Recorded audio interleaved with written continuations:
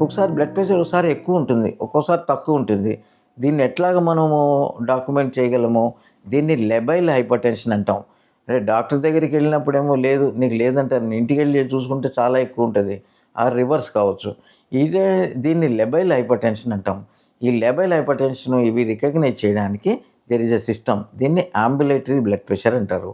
ఈ ambulatory blood pressure ఏంటంటే simple blood pressure cough లాగే ఉంటది.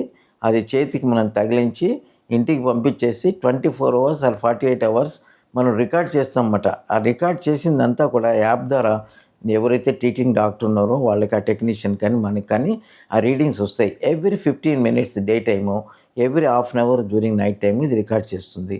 సో, దానికి కూడా కొన్ని వాల్యూస్ ఉన్నాయి. ఇంతకంటే ఎక్కువ ఉంటే అంబులేటరీ బీపీ నీకు ట్రీట్మెంట్ కావాలి.